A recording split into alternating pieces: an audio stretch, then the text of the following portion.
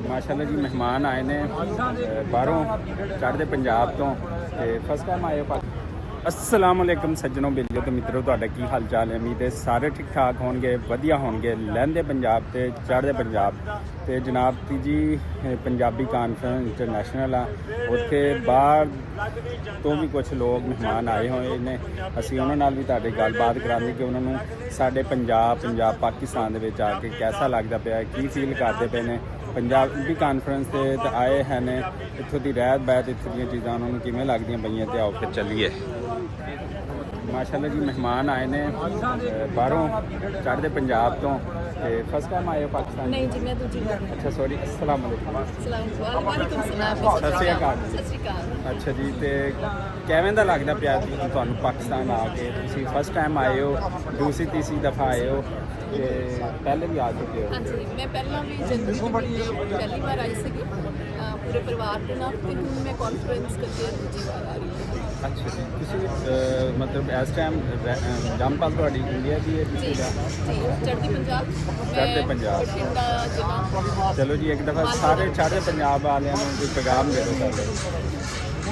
ਮੈਂ ਚੜ੍ਹਦੀ ਪੰਜਾਬ ਵਾਲਿਆਂ ਨੂੰ ਇਹ ਪੈਗਾਮ ਦੇਣਾ ਚਾਹੁੰਦੀ ਹਾਂ ਵੀ ਸਾਨੂੰ ਸਾਰਿਆਂ ਨੂੰ ਹੀ ਇਸ ਧਰਤੀ 'ਤੇ ਇੱਕ ਵਾਰ ਜਿਹੜੇ ਹੈਗੇ ਪੈਰ ਪਾਉਣੇ ਚਾਹੀਦੇ ਆ। ਸਾਡੇ ਪੰਜਾਬ ਦੀ ਰਾਜਧਾਨੀ ਬਾਬੇ ਨਾਨਕ ਜਿਹੜੇ ਆਪਸੀ ਮਸਲੇ ਨੇ, ਜਿਹੜੀ ਸਿਆਸਤ ਹੈ, ਉਹ ਇੱਕ ਪਾਸੇ ਰੱਖ ਕੇ ਆਪਾਂ ਇਸ ਧਰਤੀ 'ਤੇ ਆਈਏ। ਆਪਾਂ ਇਸ ਪੰਜਾਬ ਨੂੰ ਵੀ ਇਹਦੇ ਵੀ ਦਰਸ਼ਨ ਕਰੀਏ ਤੇ ਆਪਾਂ ਆਪਸੀ ਸਾਂਝ ਮੈਨੂੰ ਲੱਗਦਾ ਹੈ ਵਧਾਉਣ ਦੀ ਲੋੜ ਹੈ। ਹਾਂਜੀ ਸਹੀ ਹੈ। ਤੇ ਮਾਸ਼ਾਅੱਲਾ ਇੰਡੀਆ ਦੇ ਹੁਣ ਇਸ ਟਾਈਮ ਮੌਜੂਦਾ ਤੁਸੀਂ ਕਿਸ ਕੰਟਰੀ 'ਚ ਰਹਿ ਰਹੇ ਹੋ?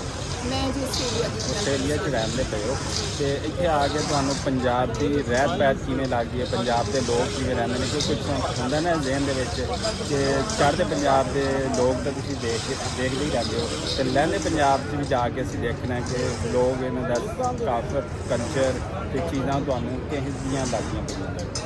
ਗੱਲ ਲਹਿੰਦੇ ਪੰਜਾਬ ਦੀ ਕਰੀ ਜਾਈਏ, ਚਲੋ ਵੈਸੇ ਤਾਂ ਪੰਜਾਬ ਹੈ ਹੀ ਬਿਲਕੁਲ ਜੀ ਜੀ ਪਰ ਜੇ ਗੱਲ ਮੈਂ ਚੜ੍ਹਦੀ ਪੰਜਾਬ ਦੀ ਗੱਲ ਕਰਾਂ ਤਾਂ ਸਾਡੇ ਪੰਜਾਬ ਦੇ ਵਿੱਚ ਜਿਹੜੀ ਮਾਈਗ੍ਰੇਸ਼ਨ ਬਹੁਤ ਹੋਈ ਹੈ। ਸਾਡਾ ਨੌਜਵਾਨ ਵਰਗ ਹੈਗਾ, ਜਿਹੜੀ ਨੌਜਵਾਨ ਪੀੜ੍ਹੀ ਉਹ ਦੂਜੇ ਦੇਸ਼ਾਂ ਦੇ ਵਿੱਚ ਚਲੀ ਗਈ। ਸਾਡੇ ਪਿੰਡਾਂ ਦੇ ਵਿੱਚ ਸਾਡੇ ਪਿੰਡ ਖਾਲੀ ਹੋਏ ਹੋਏ ਨੇ। ਮੈਨੂੰ ਲੱਗਦਾ ਕਿ ਨਾ ਕਿਤੇ ਉਸ ਕਰਕੇ ਜਾਂ ਕਈ ਹੋਰ ਜਿਹੜੇ ਹੈਗੇ ਪਾਸਪੋਰਟ ਨੇ ਉਸ ਕਰਕੇ ਜਿਹੜਾ ਸਾਡੀ ਜਿਹੜੀ ਹੈ, ਮੈਨੂੰ ਲੱਗਦਾ ਵੈਸਟਰਨਾਈਜੇਸ਼ਨ ਜਿਹੜੀ ਬਹੁਤ ਜ਼ਿਆਦਾ ਲਹਿੰਦੇ ਪੰਜਾਬ ਦੇ ਵਿੱਚ। ਮੈਂ ਪਿਛਲੀ ਵਾਰ ਵੀ ਜਦੋਂ ਆਈ ਮੈਨੂੰ ਲੱਗਿਆ ਕਿ ਮੈਂ ਜਦੋਂ ਬਹੁਤ ਛੋਟੀ ਹੁੰਦੀ ਸੀ, ਅੱਜ 25-30 ਸਾਲ ਵਾਲਾ ਜਿਹੜਾ ਪਹਿਲਾਂ ਵਾਲਾ ਪੰਜਾਬ ਉਹ ਮੈਂ ਆ ਕੇ ਮਾਣਿਆ। ਜਿਹੜੇ ਤੁਹਾਡੇ ਪਿੰਡ ਨੇ, ਲਹਿੰਦੇ ਪੰਜਾਬ ਦੇ ਪਿੰਡ ਨੇ, ਜਿਹੜਾ ਰਹਿਣ ਸਹਿਣ ਹੈ ਉਹ ਅੱਜ ਵੀ ਉਵੇਂ ਹੈ। ਜਿਹੜੀਆਂ ਪੁਰਾਣੀਆਂ ਇਮਾਰਤਾਂ ਹੈ ਜਾਂ ਗੁਰੂ ਘਰ ਵੀ ਮਤਲਬ ਦੇਖੀਏ ਤਾਂ ਮੈਨੂੰ ਲੱਗਦਾ ਜਿਹੜੀ ਪੰਜਾਬ ਦੀ ਬਣਨਗੀ ਹੈ, ਜਿਹੜੀ ਅਸਲ ਪੰਜਾਬ ਦੀ ਬਣਨਗੀ ਹੈ, ਤੇ ਉਹ ਹੈ ਵੀ ਹੈ ਕਿ ਜਿਹੜਾ ਜ਼ਿਆਦਾ ਹਿੱਸਾ ਤਾਂ ਇੱਥੇ ਹੈ, ਸਾਡਾ ਤਾਂ ਬੜਾ ਮਤਲਬ ਛੋਟਾ ਹਿੱਸਾ ਰਹਿ ਗਿਆ।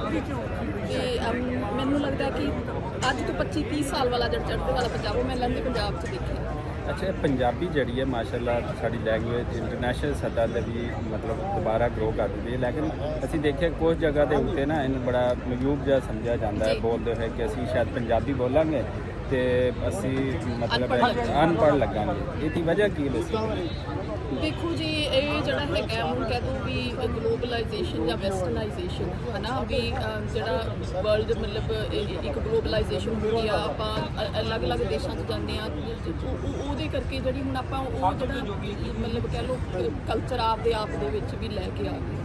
ਤਾਂ ਜਦੋਂ ਆਪਾਂ ਜਿਹੜੀਆਂ ਦੂਜੀਆਂ ਭਾਸ਼ਾਵਾਂ ਨੂੰ ਉਹਨੂੰ ਐਲੀਟ ਕਲਾਸ ਸਮਝਦੇ ਹਾਂ ਜਾਂ ਉਹਨੂੰ ਸੋਸ਼ਲ ਸਟੇਟਸ ਸਮਝਿਆ ਜਾਂਦਾ ਹੈ, ਚਾਹੇ ਮਤਲਬ ਅੰਗਰੇਜ਼ੀ ਨੂੰ ਲੈ ਲਓ, ਇੱਥੇ ਉਰਦੂ ਨੂੰ ਲੈ ਲਓ, ਸਾਡੇ ਹਿੰਦੀ ਨੂੰ ਲੈ ਲਓ। ਸਾਡੇ ਬਹੁਤ ਪਿੰਡਾਂ ਦੇ ਵਿੱਚੋਂ ਜਿਹੜੀ ਮਾਈਗ੍ਰੇਸ਼ਨ ਉਹ ਚੰਡੀਗੜ੍ਹ ਦੇ ਵਿੱਚ ਜ਼ਿਆਦਾ ਹੋ ਗਈ ਆ ਪੜ੍ਹਾਈ ਕਰਕੇ ਜਾਂ ਹੋਰ ਕਾਰਨ, ਤਾਂ ਉੱਥੇ ਜਿਹੜਾ ਹੈਗਾ ਮਤਲਬ ਹਿੰਦੀ ਨੂੰ ਤੇ ਅੰਗਰੇਜ਼ੀ ਨੂੰ ਐਲੀਟ ਕਲਾਸ ਸਮਝਿਆ ਜਾਂਦਾ। ਪੰਜਾਬੀ ਇਹ ਸਮਝੀ ਜਾਂਦੀ ਹੈ ਕਿ ਇਹ ਮਤਲਬ ਭਾਸ਼ਾ ਹੈ।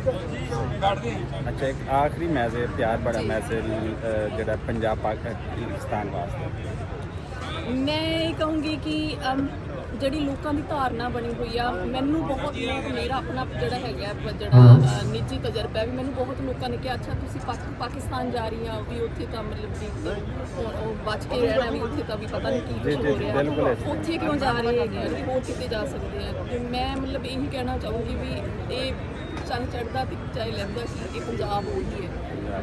ਹਾਂਜੀ ਚਲੋ ਜੀ, ਬਹੁਤ ਸ਼ੁਕਰੀਆ ਤੁਹਾਡਾ ਟਾਈਮ ਦੇਣ ਦਾ, ਤੇ ਤੁਹਾਨੂੰ ਇੱਕ ਦਫਾ ਫਿਰ ਵੈਲਕਮ ਕਰਦੇ ਹੈਗੇ ਸਾਡੇ ਪੰਜਾਬ ਪਾਕਿਸਤਾਨ। ਬਹੁਤ ਬਹੁਤ ਧੰਨਵਾਦ। ਬਹੁਤ ਬਹੁਤ ਧੰਨਵਾਦ।